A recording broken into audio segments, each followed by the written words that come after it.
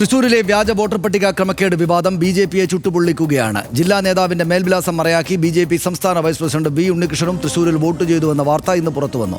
Vote തട്ടിപ്പിന്റെ കൂടുതൽ വിവരങ്ങൾ ദിവസേന വെളിവാകുമ്പോഴും മൗനം തുടരുകയാണ് കേന്ദ്രമന്ത്രിമാരായ സുരേഷ് ഗോപിയും ജോർജ് കുര്യനും ബി.ജെ.പി നേതൃത്വവും. തൃശൂർ ഫ്ളാറ്റുകളിലെ വോട്ട് ചേർക്കലിൽ ക്രമവിരുദ്ധതയൊന്നും കാണുന്നില്ല എന്നായിരുന്നു രാജീവ് ചന്ദ്രശേഖറിന്റെ പ്രതികരണം. ഡൽഹിയിലും വോട്ടുകൊള്ള വിവാദത്തിന് കളം കൊഴുക്കുകയാണ്. കോൺഗ്രസിനും ഇന്ത്യ സഖ്യം നേതാക്കൾക്കുമെതിരെ ഇന്ന് ബി.ജെ.പിയും ആരോപണവുമായി എത്തി. രാഹുൽ ഗാന്ധിയുടെയും പ്രിയങ്കയുടെയും ജയവും വോട്ടുകൊള്ള ആരോപണം തന്നെ തിരിച്ചുവെച്ച് ചോദ്യം ചെയ്യുകയാണ് അനുരാഗ് ഠാക്കൂർ. ആദ്യം RDX റാപ്പിലേക്ക്. തൃശൂരിലെ വ്യാജ വോട്ടർ പട്ടിക ക്രമക്കേട് സംസ്ഥാന രാഷ്ട്രീയത്തിൽ ആളിക്കത്തുകയാണ്. ദിവസവും പുതിയ തെളിവുകൾ പുറത്തു വന്നുകൊണ്ടിരിക്കുന്നു. നിലവിൽ പൊന്നാനിയിൽ വോട്ടറായ ബി.ജെ.പി സംസ്ഥാന ഉപാധ്യക്ഷൻ വി ഉണ്ണികൃഷ്ണൻ ബി.ജെ.പി ജില്ലാ നേതാവിന്റെ മേൽവിലാസം ഉപയോഗിച്ച് തൃശൂരിലെ വോട്ടർ പട്ടികയിലും ഇടം നേടിയ വിവരം ഇന്ന് പുറത്തു വന്നു. കേന്ദ്ര സഹമന്ത്രി സുരേഷ് ഗോപിയോട് ആവർത്തിച്ച് ചോദിച്ചിട്ടും വിഷയത്തിൽ ഒരു പ്രതികരണവുമില്ല. ജോർജ് കുര്യനും മൗനം തുടരുന്നു. വസ്തുതയിൽ തൊട്ട് മറുപടി പറയാതെ പരിഹസിച്ചൊഴിയുകയാണ് ബി.ജെ.പി സംസ്ഥാന നേതൃത്വം. സുരേഷ് ഗോപിയുടെ ഓഫീസിൽ CPIM പ്രവർത്തകർ അതിക്രമം കാട്ടിയെന്നാരോപിച്ച് തൃശൂർ കമ്മീഷണർ ഓഫീസിലേക്ക് ബി.ജെ.പി പ്രതിഷേധ മാർച്ച് നടത്തി. പ്രവർത്തകരെ പിരിച്ചുവിടാൻ പോലീസ് ജലപീരങ്കി പ്രയോഗിച്ചു. ഇന്നലത്തെ സംഘർഷത്തിൽ CPM ബി.ജെ.പി പ്രവർത്തകരായ 70 പേർക്കെതിരെ പോലീസ് കേസെടുത്തു. അതിനിടെ വോട്ട് ചോരി ആരോപണത്തിൽ കോൺഗ്രസിനെയും ഇന്ത്യ സഖ്യ നേതാക്കളെയും കടന്നാക്രമിച്ച് ബി.ജെ.പി രംഗത്തെത്തി. രാഹുൽ ഗാന്ധി, പ്രിയങ്ക ഗാന്ധി, അഖിലേഷ് യാദവ് എന്നിവരടക്കം 6 പേരുടെ മണ്ഡലങ്ങളിൽ വോട്ടർ പട്ടികയിൽ വ്യാപക ക്രമക്കേട് നടന്നെന്ന് അനുരാഗ് ഠാക്കൂർ പ്രതികരിച്ചു. RDX rap news Malayalam.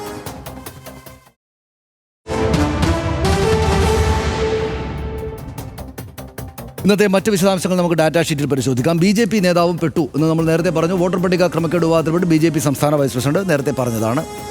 Thrissur, Ponnani Lok Sabha മണ്ഡലങ്ങളിലെ വോട്ടർ പട്ടികയിൽ വി ഉണ്ണികൃഷ്ണന്റെ പേരുണ്ട്. രാവിലെ മുതൽ അത് വാർത്ത കാണുന്ന ആളുകൾക്കറിയാം. വോട്ട് ചെയ്ത് തൃശൂർ ലോക്സഭാ മണ്ഡലത്തിലാണ് അദ്ദേഹം.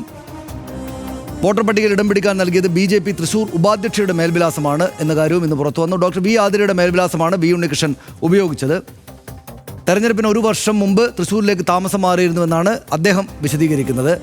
ക്രമക്കേടിൽ ബൂത്ത് ലെവൽ ഓഫീസർമാർക്ക് ഗുരുതര പിഴവ് വന്നു എന്ന കാര്യവും പുറത്തു വന്നു. ഇരട്ട വോട്ടുകൾ പരിശോധിക്കുന്നതിൽ BLOമാർ പിഴവ് വരുത്തി എന്നാണ് പറയുന്നത്. തെരഞ്ഞെടുപ്പ് സ്ലിപ്പടക്കം വിതരണം ചെയ്ത് ബൂത്ത് ലെവൽ ഓഫീസർമാരാണ് എന്ന് കാണുന്നു. തൃശ്ശൂർ ലോക്സഭാ മണ്ഡലത്തിൽ 6 നിയമസഭാ മണ്ഡലങ്ങളിലായി 1281 ബൂത്തുകളുണ്ട്.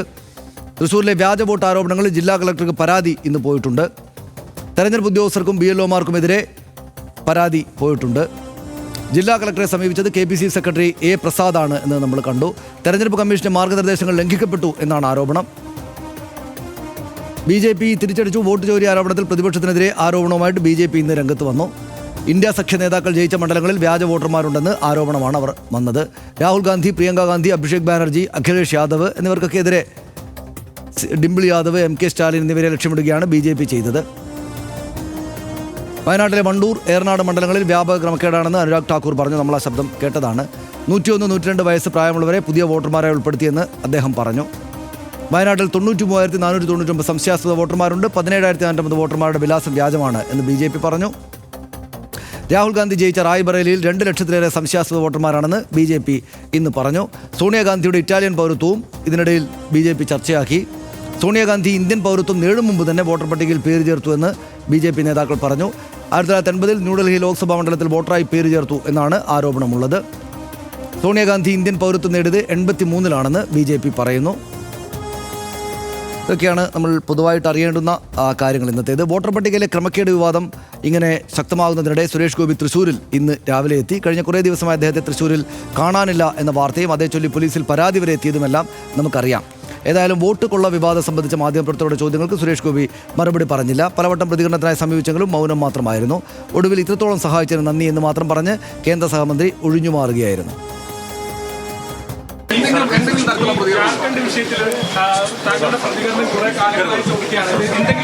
പ്രതികരിക്കാനുണ്ടോ സുരേഷ് ഏട്ടാ? സുരേഷ് ഏട്ടാ, ഈ വിഷയത്തിൽ പ്രതികരിക്കാൻ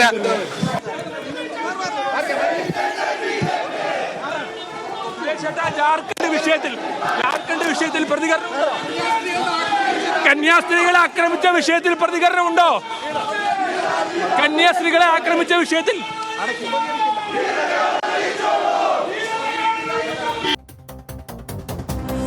ഇനിയും ചില ശ്രദ്ധേയ പ്രതികരണങ്ങളും പ്രതികരണമില്ലായ്മകളുമുണ്ട്. തൃശ്ശൂരിലെ ഫ്ളാറ്റുകളിൽ വോട്ടുകൾ വ്യാജമായി ചേർത്ത വാർത്ത തെളിവടക്കം പുറത്തുവിട്ടത് ന്യൂസ് മലയാളമായിരുന്നു. അങ്ങനെ വോട്ട് ചേർക്കുന്നതിൽ ക്രമവിരുദ്ധമായി യാതൊന്നുമില്ല എന്നാണ് BJP സംസ്ഥാന അധ്യക്ഷൻ രാജീവ് ചന്ദ്രശേഖരന്റെ പ്രതികരണം ഇന്ന് വന്നത്. ആരോപണത്തിന്റെ മെറിറ്റിലേക്ക് ഞാൻ കടക്കുന്നില്ല, പക്ഷേ കോൺഗ്രസും CPIM പറയുന്നതെല്ലാം കള്ളമാണെന്ന് രാജീവ് ചന്ദ്രശേഖർ പറഞ്ഞു. എനിക്ക് ഇങ്ങനെ ഒരു ക്രമവിരുദ്ധം ഒന്നും കാണുന്നില്ല. നിങ്ങളാണ് ഇത് കൺക്ലൂഡ് ചെയ്യുന്നത്. ഗുരുതരമായ ഇഷ്യൂ ആണ്, ഇത് തെറ്റാണ്. നിങ്ങൾ കൺക്ലൂഡ് ചെയ്താൽ ഞാൻ എന്ത് പറയണം? ഞാൻ ഇതിൻ്റെ മെറിറ്റിൽ പോകുന്നില്ല. ഇങ്ങനെ എന്തെങ്കിലും ഒരു ഇഷ്യൂ ഉണ്ടെങ്കിൽ നമ്മുടെ സംവിധാനത്തിൽ, നമ്മുടെ ഒരു സെറ്റപ്പിൽ ആരാണ് ഇൻസ്റ്റിറ്റ്യൂഷൻ ഇത് നോക്കേണ്ടത്? അത് കോർട്ടും ഉണ്ട്, ഇലക്ഷൻ കമ്മീഷൻ ഉണ്ട്. അവിടെ പോയി പരാതി കൊടുക്കുക. മുൻ സംസ്ഥാന അധ്യക്ഷൻ K. സുരേന്ദ്രൻ ഇതോട് പ്രതികരിച്ചു. തൃശ്ശൂരിൽ BJP 60,000 കള്ളവോട്ട് ചേർത്തെങ്കിൽ ആ സമയത്ത് കോൺഗ്രസും CPIM എന്ത് ചെയ്യുകയായിരുന്നു എന്ന് അദ്ദേഹം ചോദിച്ചു. 60,000 കള്ളവോട്ട് ഞങ്ങളിവിടെ ചേർക്കുമ്പോൾ കേരളത്തിലെ ഏറ്റവും വലിയ പാർട്ടി എന്ന് അവകാശപ്പെടുന്ന CPM ഏറ്റവും വലിയ ജനപിന്തുണയുള്ള പാർട്ടി എന്ന് പറയുന്ന UDF-ന്റെയും പ്രവർത്തകർക്ക് അത് കണ്ടുപിടിക്കാൻ കഴിഞ്ഞില്ലെങ്കിൽ നിങ്ങൾ കെട്ടിത്തൂങ്ങി ചാവുന്നതാണ് നല്ലത്. അതാണ് അദ്ദേഹത്തിൻ്റെ പ്രതികരണം. ഇന്നലെ രാത്രിയിൽ RDX നടന്നുകൊണ്ടിരിക്കുകയാണ്. തൃശ്ശൂരിൽ CPM BJP സംഘർഷം നടന്നത്. 40 BJP പ്രവർത്തകർക്കും 30 CPM പ്രവർത്തകർക്കുമെതിരെ പോലീസ് ആ സംഭവത്തിൽ കേസെടുത്തിട്ടുണ്ട്. ഇന്ന് സിറ്റി പോലീസ് കമ്മീഷണർ ഓഫീസിലേക്ക് നടന്ന BJP മാർച്ചിൽ സംഘർഷമുണ്ടായി. ദൃശ്യങ്ങൾ നമുക്കൊന്ന് പെട്ടെന്ന് ചുരുക്കത്തിൽ എല്ലാം കൂടെ കാണാം.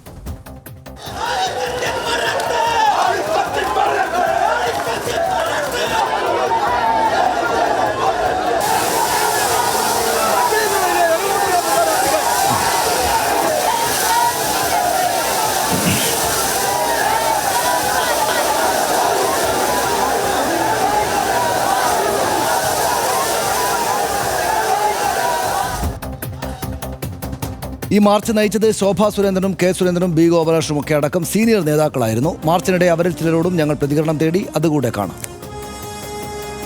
ശ്രീമാൻ സുരേഷ് ഗോപി മാർക്സിസ്റ്റ് പാർട്ടിയുടെ സംസ്ഥാന സെക്രട്ടറി ഗോവിന്ദ മാഷ് പറയുമ്പോൾ പ്രതികരിക്കാനുള്ള ആളല്ല. അത് അദ്ദേഹം തീരുമാനിക്കും, പ്രസ്ഥാനം തീരുമാനിക്കും. ആ തീരുമാനിക്കുന്ന സമയത്ത് ഇതുമായി ബന്ധപ്പെട്ടുകൊണ്ടുള്ള സ്റ്റേറ്റ്മെന്റുകൾ ഉണ്ടാകും. സുരേഷ് ഗോപിക്ക് വേണ്ടിയാണ് ഞങ്ങൾ മറുപടി പറയുന്നത്. എല്ലാ കാര്യത്തിലും സുരേഷ് ഗോപിയെ കൊണ്ട് മറുപടി പറയിപ്പിക്കുക, എന്നിട്ട് അതിൻ്റെ മുകളിൽ കുഴപ്പമുണ്ടാക്കുക. എന്നിട്ട് സുരേഷ് ഗോപി മറുപടി പറഞ്ഞാൽ കുഴപ്പം, മറുപടി പറഞ്ഞാലേ കുഴപ്പം. പക്ഷേ ഇതാണ് സ്ഥിതി. അപ്പോൾ ഇതിൽ B. ഗോപാലകൃഷ്ണൻ പറഞ്ഞ അവസാനത്തെ കാര്യത്തിലാണ് എനിക്ക് തോന്നുന്നത്. അതായത് സുരേഷ് ഗോപി മറുപടി പറഞ്ഞാൽ കുഴപ്പം, പറഞ്ഞില്ലെങ്കിൽ കുഴപ്പം. മറുപടി പറഞ്ഞാൽ എന്തോ കുഴപ്പമുള്ള ആളാണ് സുരേഷ് ഗോപി എന്നല്ലേ അദ്ദേഹം പറയുന്നത്. അദ്ദേഹം ഒഴികെ ബാക്കി എല്ലാവരും പറയുകയും ചെയ്തു. അത് ഗോപാലകൃഷ്ണൻ മാത്രമല്ല, ആ കാര്യത്തിൽ ശോഭാ സുരേന്ദ്രൻ പറഞ്ഞ കാര്യം തൊലിക്കട്ടി കുറവാണ്. ഞങ്ങളെപ്പോലെ തൊലിക്കട്ടിയുള്ള ആളല്ല സുരേഷ് ഗോപി, അതുകൊണ്ടാണ് സുരേഷ് ഗോപി മറുപടി പറയാത്തത് എന്നാണ്. അങ്ങനെ വിചിത്രമായ കാര്യങ്ങളാണ് ഇവരെല്ലാവരും പറഞ്ഞു വയ്ക്കുന്നത്. യഥാർത്ഥത്തിൽ ഏറ്റവും ആദ്യം മറുപടി പറയേണ്ടയാൾ, ആ മണ്ഡലത്തിൽ നിന്ന് ഇങ്ങനെ ഒരു ആരോപണം ഉയരുമ്പോൾ ഏറ്റവും ആദ്യം മറുപടി പറയേണ്ടയാൾ സുരേഷ് ഗോപി ആണെന്ന കാര്യത്തിൽ ആർക്കും സംശയമില്ലല്ലോ. പക്ഷേ സുരേഷ് ഗോപി അതിന് മറുപടി പറയാൻ കൂട്ടാക്കിയിട്ടില്ല. കുറഞ്ഞപക്ഷം ഈ ആരോപണങ്ങളെല്ലാം കെട്ടിച്ചമച്ചതാണ് എന്നോ യഥാർത്ഥത്തിൽ എൻ്റെ വിജയത്തെ അംഗീകരിക്കാൻ മടിയുള്ളത് കൊണ്ടാണ് ഈ CPM കോൺഗ്രസും കൂടെ ഈ കളി കളിക്കുന്നതെന്നോ എങ്കിലും പറഞ്ഞാൽ പോരെ. ഇപ്പം എങ്ങനെയെങ്കിലും ആ ഒരു പ്രതികരണം, അതായത് അപ്പോൾ പ്രതികരിക്കാൻ അങ്ങനെ ആ പ്രതികരണം അങ്ങനെ നടത്താനൊരു മടിയുണ്ടെങ്കിൽ സ്വാഭാവികമായും സുരേഷ് ഗോപിക്ക് തന്നെ ഒരു അങ്കലാപ്പ് കാണും. ഇനിയിപ്പം ഞാനിത് പറഞ്ഞിട്ട് ഈ കൃത്യമായി വോട്ട് ചേർക്കലിനെ കുറിച്ചൊക്കെ വല്ല ചോദ്യവും വന്നാൽ കുടുങ്ങുമോ എന്നുള്ള അങ്കലാപ്പ് കൊണ്ടായിരിക്കും. സുരേഷ് ഗോപി ഇത് പറഞ്ഞാൽ ചിലപ്പോൾ കുടുങ്ങാൻ സാധ്യതയുണ്ട് എന്നുള്ള തിരിച്ചറിവ് കൊണ്ടാണ് സുരേഷ് ഗോപിയെ കൊണ്ട് പ്രതികരിപ്പിക്കാൻ ഈ BJPയുടെ സംസ്ഥാന നേതൃത്വമോ ദേശീയ നേതൃത്വമോ ഒക്കെ തയ്യാറാകാത്തതെന്ന് തന്നെയാണ് ഞാൻ കരുതുന്നത്. ഇതിൽ വേറൊരു കാര്യമുണ്ട്. ഞാനെന്തായാലും K. സുരേന്ദ്രൻ പറഞ്ഞതിനൊപ്പമാണ്. കാരണം ഇത്രയും വോട്ട് ചേർത്തപ്പോൾ അറിയാതിരുന്ന, ഈ 60,000 വോട്ട് ചേർത്തപ്പോൾ അറിയാതിരുന്ന കോൺഗ്രസും CPM പോയി തൂങ്ങിച്ചാകട്ടെ എന്നാണ് പറഞ്ഞത്. തൂങ്ങിച്ചാകുമൊന്നും വേണ്ട, പക്ഷേ അവരവരുടെ പിഴവുകളും അവർക്ക് വന്ന പാളിച്ചകളും തിരിച്ചറിയേണ്ടതുണ്ട് എന്ന് മാത്രമാണ് പറയാനുള്ളത്. പക്ഷേ സനീഷ്, ഇപ്പോഴും നമ്മൾ ആലോചിക്കേണ്ട ഒരു കാര്യം എന്ന് പറയുന്നത്, ഈ കരട് വോട്ടർ പട്ടിക പ്രസിദ്ധീകരിച്ചതിന് ശേഷം ചേർത്ത വോട്ടുകൾ അത് തന്നെയാണ് രാഹുൽ ഗാന്ധി കർണാടകത്തിലെ ആരോപണവുമായി ഉന്നയിച്ചത്. അതായത് കരട് വോട്ടർ പട്ടിക പ്രസിദ്ധീകരിച്ചതിന് ശേഷം അവസാന ഘട്ടത്തിൽ കൊണ്ടുചെന്ന് ചേർക്കുന്ന വോട്ടുകളാണ് ഈ നിലയ്ക്ക് തെരഞ്ഞെടുപ്പിനെ അട്ടിമറിക്കാൻ ഇവർ വിനിയോഗിക്കുന്നത് എന്ന്. അത് പൂർണ്ണമായും ഏതാണ്ട് ഈ വാടകച്ചീട്ട് വെച്ചോ അല്ലെങ്കിൽ അത്തരത്തിൽ എന്തെങ്കിലും ചെറിയ കുറിപ്പുകൾ വെച്ചോ മാത്രം ചേർക്കുന്ന വോട്ടുകളാണ്. വലിയ കൃത്യമായ സ്ക്രൂട്ടനിക്കൊന്നും വിധേയമാകുന്നില്ല. അവിടുത്തെ പ്രാദേശികമായി മറ്റ് രാഷ്ട്രീയ പാർട്ടികൾക്ക് ഇതൊന്നും കൃത്യമായി തരംതിരിച്ച് കണ്ടുപിടിക്കാനുള്ള ഒരു സാഹചര്യവും ഒരുങ്ങുന്നില്ല. അങ്ങനെയുള്ള സമയത്ത് കരട് വോട്ടർ പട്ടിക പ്രസിദ്ധീകരിച്ചതിന് ശേഷം ചേർത്ത വോട്ടുകളുടെ എണ്ണം എന്ന് പറയുന്നത് 1,19,508 ആണ്. എവിടെ? തൃശ്ശൂർ മണ്ഡലത്തിൽ. അവിടെ നമ്മൾ ആലോചിക്കേണ്ട ഒരു കാര്യം, ഈ 74,686 വോട്ടുകളുടെ ഭൂരിപക്ഷം പൂർണ്ണമായും ഈ ചേർത്ത വോട്ടുകളിൽ നിന്നാണ് എന്ന് നമുക്ക് പറയാനൊന്നും കഴിയില്ല. പക്ഷേ ഈ ചേർത്ത വോട്ടുകളിൽ ബഹുഭൂരിപക്ഷവും BJP ചേർത്തത് തന്നെയാണ് ആവാനാണ് സാധ്യത. കാരണം ഇതാണ് മോഡസ് ഓപ്പറാൻഡി. നമ്മൾ അവിടെ നിന്ന് കണ്ടെത്തിയതാണ് കൃത്യമായി ഇത്ര മണ്ഡല ബൂത്ത് വോട്ടർമാർ മറ്റ് മണ്ഡലങ്ങളിൽ നിന്ന് അവിടെ വന്ന് വോട്ട് ചേർത്തു എന്നുള്ളത്. ഇന്നിപ്പോൾ ഉണ്ണികൃഷ്ണ മാസ്റ്റർ നമ്മുടെ സുഹൃത്തൊക്കെയാണ്, പക്ഷേ അദ്ദേഹം പറഞ്ഞ ന്യായം കേട്ടോ. അതായത് ഞാനവിടെ തെരഞ്ഞെടുപ്പ് പ്രവർത്തനമായിട്ട് പോയി കഴിഞ്ഞപ്പം ഞാനവിടെ എൻ്റെ വോട്ട് ചേർത്ത് ഞാനവിടെ വോട്ടുകൂടെ ചെയ്തിട്ട് പോകുന്നു എന്ന്. കേരളത്തിൽ എവിടെയെങ്കിലും അങ്ങനെയാണോ? അല്ലെങ്കിൽ അങ്ങനെയാണോ തെരഞ്ഞെടുപ്പ് പ്രവർത്തനം നേതാക്കന്മാർ നടത്തുന്നത്? ഇപ്പോൾ പിണറായി വിജയൻ ഇവിടെ നിലമ്പൂരിൽ തെരഞ്ഞെടുപ്പ് പ്രവർത്തനത്തിന് പോയി. അപ്പോൾ പിണറായി വിജയൻ തോന്നുകയാണ് ഏതായാലും എന്നാൽ പിന്നെ ഞാൻ ഇവിടെ വോട്ട് ചേർത്ത് ഇവിടെ വോട്ടും ചെയ്തിട്ട് അങ്ങ് പോയേക്കാം എന്ന് ഏതെങ്കിലും ഒരു നേതാവ് കരുതുമോ? ഒരു സംസ്ഥാന നേതാവ് ഒരു മണ്ഡലത്തിൽ തെരഞ്ഞെടുപ്പ് പ്രവർത്തനത്തിനായി ചുമതലപ്പെട്ട നേതാവ് അവിടെ തെരഞ്ഞെടുപ്പ് പ്രവർത്തനം നടത്തിയ ശേഷം വോട്ടും ചേർത്ത് വോട്ട് ചെയ്തിട്ടല്ലല്ലോ പോകുന്നത്. എല്ലായ്പ്പോഴും ഈ മണ്ഡലത്തിൽ തെരഞ്ഞെടുപ്പ് പ്രവർത്തനത്തിനായി വന്ന മണ്ഡലത്തിന് പുറത്തുള്ള നേതാക്കന്മാർ ഈ മണ്ഡലത്തിന് പുറത്തു പോവേണ്ടതാണ് എന്നാണല്ലോ ഈ വോട്ടെടുപ്പിന് തലേന്ന് കൊട്ടിക്കലാശം കഴിഞ്ഞാൽ ഉടനെ പ്രഖ്യാപിക്കുക. അവരെല്ലാം പുറത്തു പോകേണ്ടവരാണ്. ഉണ്ണികൃഷ്ണ മാഷ് പോയില്ല, അവിടെ നിന്ന് വോട്ടും ചെയ്തിട്ടാണ് പോയത് എന്നല്ലേ മനസ്സിലാക്കേണ്ടത്. അപ്പോൾ അതിന് കാരണമായി പറയുന്നത് ഞാൻ അവിടെ തെരഞ്ഞെടുപ്പ് പ്രവർത്തനത്തിൽ ചുമതലപ്പെട്ട ആളാണെന്ന്. അതിൽ ഒരു കാര്യമുണ്ട്, അദ്ദേഹം അവിടെ കുറെ കാലമായി തെരഞ്ഞെടുപ്പ് പ്രവർത്തനവുമായി ചുക്കാൻ പിടിച്ച് അവിടെ ഉണ്ടാവാം. പക്ഷേ ഇതിനൊരു ധാർമ്മികത എന്നുള്ള പ്രശ്നത്തിൽ BJP മറുപടി പറയേണ്ടതല്ലേ? ആ വിഷയത്തിലേക്ക് അടുക്കുന്നില്ല എന്നുള്ളതാണ് യാഥാർത്ഥ്യം. മാത്രമല്ല ഇപ്പോൾ ഓരോരുത്തരും ഇതിൽ നടത്തിയിരിക്കുന്ന പ്രതികരണം നടത്തിയവരെല്ലാം മെറിറ്റിലേക്ക് വരുന്നില്ല എന്നാണ് രാജീവ് ചന്ദ്രശേഖർ പറയുന്നത്. അതെന്താണ്? മെറിറ്റിൽ നിന്നല്ലേ മറുപടി പറയേണ്ടത്? ഈ ആരോപണങ്ങളുടെ മെറിറ്റിൽ നിന്നിട്ട് ആ പോയിന്റിൽ നിന്നുകൊണ്ടുള്ള മറുപടിയല്ലേ വേണ്ടത്? അതിനുപകരം മാധ്യമങ്ങൾ ഇവിടെ കൺക്ലൂഷൻ നടത്തുകയാണ്. മാധ്യമങ്ങൾ അങ്ങനെ കൺക്ലൂഷൻ നടത്താൻ പാടില്ല എന്നുള്ളതാണ് രാജീവ് ചന്ദ്രശേഖർ പറയുന്നത്. മാധ്യമങ്ങൾ ഏതൊക്കെ മാധ്യമങ്ങളാണ്? അദ്ദേഹത്തിന്റെ മാധ്യമം അടക്കം ഈ ആരോപണം ഉന്നയിക്കുന്നുണ്ട് ഇടയ്ക്കിടയ്ക്ക് സമയം കിട്ടുമ്പോഴെങ്കിലും. എന്തായാലും ആ നിർദ്ദേശം നൽകിയതായിരിക്കും. അതാണ്. അപ്പോൾ ചിലപ്പോൾ ആ നിർദ്ദേശമായിരിക്കും അദ്ദേഹം ഓൺ എയർ കൊടുത്തിട്ടുണ്ടാവുക. എന്തായാലും അങ്ങനെ അല്ലല്ലോ, അദ്ദേഹം മെറിറ്റിൽ നിന്ന് പറയാൻ തയ്യാറല്ല. എന്നാൽ ഇത് മെറിറ്റിൽ നിന്ന് ചർച്ച ചെയ്യുന്ന മാധ്യമങ്ങളെ അദ്ദേഹം ഭത്സിക്കുകയുമാണ് ചെയ്യുന്നത്. മറ്റൊന്ന്, ഇവിടെ ശോഭാ സുരേന്ദ്രൻ അടക്കമുള്ള നേതാക്കന്മാർ ഇവർ സുരേഷ് ഗോപിയെ പ്രതികരിക്കാതിരിക്കുക എന്നുള്ളതാണ് ലക്ഷ്യം. അദ്ദേഹം എന്ന് പറഞ്ഞ ഒരു കാര്യമുണ്ട്, സുരേഷ് ഗോപി ഇത്രയും സഹായം ചെയ്തു തന്നതിന് നന്ദി, ചെയ്തു തന്ന സഹായത്തിനൊക്കെ നന്ദിയെന്ന്. അത് ചിലപ്പോൾ ന്യായം അദ്ദേഹവും ആത്മാർത്ഥമായി പറഞ്ഞിട്ടുള്ളതായിരിക്കും. കാരണം ഈ തെരഞ്ഞെടുപ്പ് കാലത്ത് അദ്ദേഹത്തെ ആത്മാർത്ഥമായി സഹായിച്ച മാധ്യമങ്ങളെക്കുറിച്ച് നമുക്കറിയാമല്ലോ.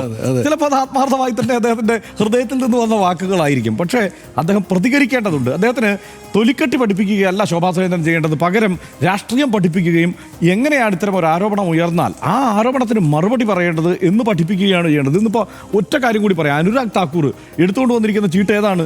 45 വർഷം മുമ്പുള്ള വോട്ടർ പട്ടികയൊക്കെ എടുത്തു വെച്ചിട്ടാണ് ഇതിനെ പ്രതിരോധിക്കാൻ വേണ്ടിയിട്ടുള്ള ശ്രമം നടത്തുന്നത്.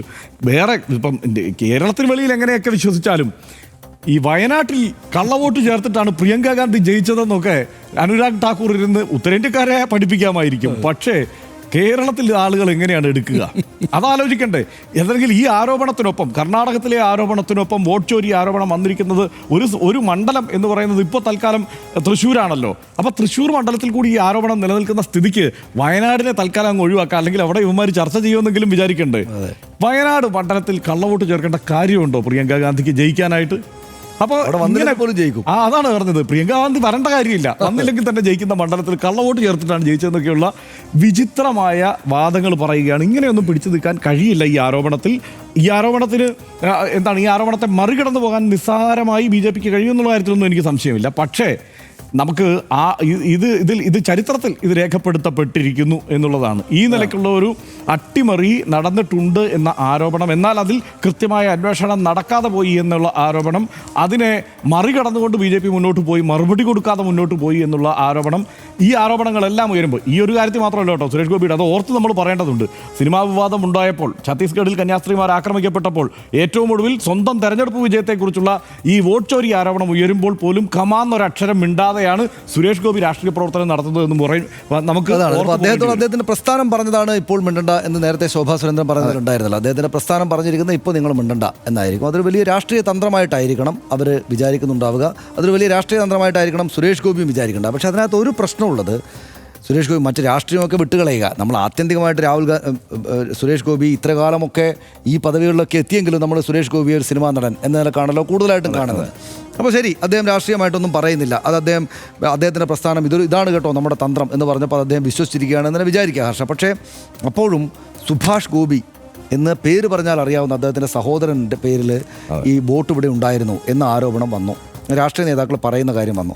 അദ്ദേഹത്തിൻ്റെ അടുത്ത ബന്ധുക്കളുടെ വോട്ടെല്ലാം ഇങ്ങോട്ട് വന്നതും അദ്ദേഹത്തിൻ്റെ അനുയായികളുടെയും കാർ ഡ്രൈവറുടെയൊക്കെ വോട്ട് വന്നതുമൊക്കെ ഈ വഴിക്കാണ് എന്ന് പറയുമ്പോൾ അദ്ദേഹത്തിന് വ്യക്തിപരമായിട്ട് നിങ്ങൾ ഇങ്ങനെ ചെയ്യരുത് കേട്ടോ, ഞാൻ നിയമം പാലിച്ചുകൊണ്ടാണ് ഈ ആളുകളെ ഇങ്ങോട്ട് വന്ന് വോട്ട് ചേർത്തത് എന്നൊരു വിശദീകരണം കൊടുക്കാനെങ്കിലും അദ്ദേഹത്തിന് സാധിക്കേണ്ടതാണ്. നിർഭാഗ്യവശാൽ അദ്ദേഹത്തിന് സാധിക്കുന്നില്ല എന്നാണ് ഞാൻ വിചാരിക്കുന്നത്.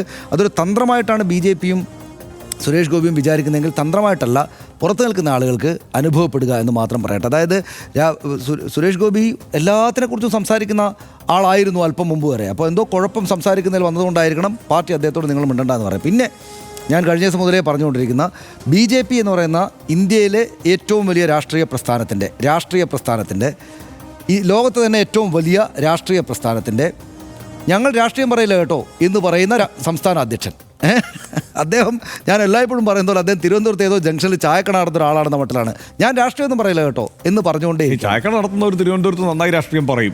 അതാണ് എന്നുവെച്ചാൽ അദ്ദേഹം വിചാരിക്കുന്നത് എൻ്റെ പണി ഇതല്ല എന്നാണ്. ഞാൻ ഈ അദ്ദേഹം രാഷ്ട്രീയക്കാരനായിരുന്നുകൊണ്ട് അദ്ദേഹം വിചാരിക്കുന്നത് എൻ്റെ ജോലി മറ്റെന്തോ ആണ് എന്നാണ്. ഞാൻ പിന്നെ ചായക്കടക്കാരെന്നുള്ളത് പിന്നെ അദ്ദേഹത്തിൻ്റെ പാർട്ടിക്ക് അഭിമാനത്തോടെ അവർ പറയുന്നൊരു കാര്യമായതുകൊണ്ട് ഞാനത് ചായപ്പേ ചർച്ചയൊക്കെ ഉള്ളതുകൊണ്ട് ഞാൻ ആ ഉദാഹരണം എടുത്തു തന്നേ ഉള്ളൂ. ഇപ്പോൾ എന്താ പറയുന്നത്, മെറിറ്റിലേക്ക് കടക്കുന്നില്ല എന്ന്. രാഷ്ട്രീയക്കാരൊരു വിഷയം വരുമ്പോൾ മെറിറ്റിലേക്ക് കടക്കല്ലേ വേണ്ടത്. എന്നിട്ട് അതിനെക്കുറിച്ച് പറയണ്ടേ ഞങ്ങളിത് ചെയ്തിട്ടില്ല എന്നോ ഞങ്ങൾ ചെയ്തിട്ടുണ്ടെന്നോ. ആകപ്പാടെ പറഞ്ഞെന്താ, നിങ്ങൾ കോർട്ടിലും ഇവിടെയും പോയിക്കോളൂ, അതായത് തെരഞ്ഞെടുപ്പ് കമ്മീഷനും പോയിക്കോളൂ എന്നത്. അത് അദ്ദേഹം ഇന്ന് പറഞ്ഞ രണ്ട് കാര്യങ്ങൾ, ഒന്ന് കെ സുരേന്ദ്രൻ പറഞ്ഞ ആ പോയിന്റിനോട് എനിക്കും അനുകൂല നിലയുണ്ട്. ഇദ്ദേഹം പറഞ്ഞിരിക്കുന്ന ഈ കാര്യത്തോടും, അതായത് തെരഞ്ഞെടുപ്പ് കമ്മീഷൻ സമീപിക്കണം. പക്ഷേ തെരഞ്ഞെടുപ്പ് കമ്മീഷനും ഇക്കാര്യത്തിൽ മറുപടി പറയാനുള്ള ബാധ്യതയുണ്ടല്ലോ. ഇതിപ്പോൾ നമ്മൾ സുരേന്ദ്രൻ പറയുന്നു നിങ്ങൾക്ക് പോയിട്ട് തൂങ്ങിച്ചത്തൂടെ എന്ന് ചോദിക്കുമ്പോൾ സുരേന്ദ്രൻ പറയുന്നതിൽ വരുന്ന ചെറിയൊരു പിശകെന്താണെന്ന് വെച്ചാൽ തീരെ ഇടപെടാതിരുന്നിട്ടില്ല പ്രതിപക്ഷം. ഇത് വല്ലാതെ കണ്ടപ്പോൾ അവർ എന്നിട്ട് പരാതിയെ കൊടുത്തു. പക്ഷേ പരാതി വേണ്ട രീതിയിൽ സ്വീകരിക്കാനോ അതേക്കുറിച്ച് നിലപാടുകൾ എടുക്കാനോ തെരഞ്ഞെടുപ്പ് കമ്മീഷൻ തയ്യാറായിട്ടില്ല എന്നുകൂടിയാണ് VS സുനിൽകുമാർ അടക്കമുള്ള ആളുകൾ പറയുന്നത്. അപ്പോൾ ഇത് തെരഞ്ഞെടുപ്പ് കമ്മീഷൻ്റെ കോർട്ടിലേക്ക് വിട്ടുകൊടുത്തിരിക്കുകയാണ്. നമുക്ക് രാഷ്ട്രീയമായിട്ട് BJP എത്രമാത്രം വേണമെങ്കിലും ആക്രമിക്കുകയും വിമർശിക്കുകയൊക്കെ പ്രതിപക്ഷ പാർട്ടികൾക്ക് ചെയ്യാം. പക്ഷേ മറ്റേത് രാഷ്ട്രീയ പാർട്ടിയല്ല, ഒരു സംവിധാനമാണ്. ഇന്ത്യ മഹാരാജ്യത്തിൻ്റെ ഏറ്റവും പ്രധാനപ്പെട്ട സംവിധാനമാണ് തെരഞ്ഞെടുപ്പ് കമ്മീഷൻ. അവർ വേണ്ട വിധത്തിൽ ഇടപെടുന്നില്ല എന്നുള്ളതാണ് ഇക്കാര്യത്തിലെ ഏറ്റവും സങ്കടകരമായിട്ടുള്ളൊരു കാര്യം. അത് ഇന്നല്ലെങ്കിൽ നാളെ അവർക്കത് ചെയ്യേണ്ടി വരുമെന്നാണ് ഞാൻ വിചാരിക്കുന്നത്. വരും ദിവസങ്ങളിൽ ഇത് ഈ നിലക്കൊക്കെയുള്ള പ്രതിഷേധങ്ങളിലൂടെയൊക്കെ മുന്നോട്ട് പോകും എന്നാണ് കാണുന്നത്. ഒരു കാര്യം കൂടെ ഞാൻ പറയട്ടെ, അതായത് ഇതിനകത്ത് സംഭവിക്കുന്ന അല്ലെങ്കിൽ അടുത്ത സ്റ്റെപ്പ് എന്ന് പറയുന്നത് ഇതിനെ രാഷ്ട്രീയക്കാരുടെ സ്ഥിരം പരിപാടി പരത്തിക്കളയുക എന്നുള്ളതാണ്. അതായത് ഒരു ഇഷ്യൂ പിൻ പോയിന്റ് ചെയ്ത് വരുമ്പോൾ രാഹുൽ ഗാന്ധി ഇങ്ങനെ ഒരു കാര്യം കൊണ്ടുവരുമ്പോൾ, തൃശ്ശൂരിൽ ഇങ്ങനെ ഒരു കാര്യം ഉണ്ട് എന്ന് കേരളത്തിൽ വരുമ്പോൾ അതിനെ നേരിടാൻ പറ്റുന്നില്ലെങ്കിൽ പിന്നെ രാഷ്ട്രീയക്കാർ ചെയ്യുക പരത്യം കളയുക എന്നുള്ളതാണ്. ഇപ്പോൾ BJP നിറയെ സ്ഥലങ്ങളിൽ നിന്ന് കണക്ക് കൊടുത്ത് വരും, എന്നിട്ട് ഇതെല്ലായിടത്തും ഇങ്ങനെയാണെന്ന് പറയും. ഇതിപ്പോൾ MK മുനീർ സത്യത്തിൽ BJPക്കാരനല്ല, അദ്ദേഹം മുസ്ലിം ലീഗാണ്. പക്ഷേ അദ്ദേഹം അതിനിടക്ക് വളരെ പെട്ടെന്നൊരു പുതിയ കണ്ടുപിടുത്തമായിട്ട് വന്നിരിക്കുകയാണ്. അതായത് അദ്ദേഹത്തിൻ്റെ മണ്ഡലത്തിൽ എവിടെയോ വോട്ട് ചേർത്തു. അപ്പോൾ ഇതിങ്ങനെ പരത്തിക്കളയുക. അതിൽ രസകരമായ കാര്യം സുനീഷ്, ഇപ്പം ഞാൻ തൊട്ട് മുമ്പ് ഒരു ടെലിവിഷൻ ചർച്ചയിൽ കുറച്ച് ഭാഗങ്ങൾ കണ്ടിട്ട് വരിക. ആ ചർച്ചയിൽ ഏറ്റുമുട്ടുന്നത് ഒരു മുസ്ലിം ലീഗ് നേതാവും ഒരു CPM നേതാവും തമ്മിലാണ്. അതാണ് അതിൻ്റെ തമാശ. ഈ വോട്ട് ചോറി വിവാദത്തിൽ അവിടെ ഡൽഹിയിൽ നോക്കിക്കഴിഞ്ഞ് കഴിഞ്ഞാൽ ബ്രിട്ടാസും രാഹുൽ ഗാന്ധിയും ഒരുമിച്ച് കൈകോർത്ത് പിടിച്ചിട്ട് ബാരിക്കേഡ് ചാടിക്കടക്കാൻ ശ്രമിക്കുന്ന വലിയ സമരം അവിടെ നടക്കുന്നു. അതുകൊണ്ട് ഇത് സ്വാഭാവികമായും ഇത് തന്നെയാണ് ഇതിൻ്റെ ഒരു പരിണതി എന്ന കാര്യത്തിൽ നമുക്ക് സംശയമൊന്നുമില്ല. കേരളത്തിൽ അതൊക്കെ തന്നെയായിരിക്കും. കേരളത്തിൽ ഈ ചർച്ച മുമ്പോട്ട് പോവുക ഇങ്ങനെയൊക്കെ തന്നെയായിരിക്കും. പക്ഷേ ഇത് ഓർത്തു പോകേണ്ട ഒറ്റ കാര്യം കൂടിയുണ്ട് സനീഷ്. അതായത് ഇന്നിപ്പോൾ ശബരിനാഥൻ പറഞ്ഞു ഒരു കാര്യം, അതായത് ഈ ഫ്ലാറ്റുകളിൽ ഈ വോട്ട് ചേർക്കൽ അല്ലെങ്കിൽ വോട്ട് ചോദിക്കൽ ഇതൊന്നും നടക്കുന്ന ഒരു അവസ്ഥയില്ല. കടുത്ത അരാഷ്ട്രീയത ഇത്തരം ഫ്ലാറ്റുകളിലുണ്ട്. സെക്രട്ടറിമാരുടെ കാല് പിടിച്ചാൽ വേണം അകത്തോട്ടൊന്ന് കയറണമെങ്കിൽ, ഒരു വോട്ട് ചോദിക്കണമെങ്കിൽ, അല്ലെങ്കിൽ ഒരു നോട്ടീസ് കൊടുക്കണമെങ്കിൽ പോലും അങ്ങനെ ഒരു സ്ഥിതി നിലനിൽക്കുന്നുണ്ട്. ആ സ്ഥിതിയെ അതിജീവിക്കാനുള്ള മാർഗ്ഗങ്ങൾ എന്താണെന്ന് രാഷ്ട്രീയ പാർട്ടികൾ ആലോചിക്കണം എന്ന് പറഞ്ഞത് വളരെ കൃത്യം കാര്യമാണ്. കേരളത്തിലെ ഫ്ലാറ്റുകളിൽ എങ്ങനെ ഒരു അരാഷ്ട്രീയത നിലനിൽക്കുന്നുണ്ട് എന്നുള്ളത് യാഥാർത്ഥ്യമാണ്. നിശ്ചയമായിട്ടും ആരോപണത്തിന്റെ മെറിറ്റിൽ മറുപടി പറയാനില്ല. ഇന്ന് രാജീവ് ചന്ദ്രശേഖർ നടത്തിയ പ്രതികരണം ഇതാണ്.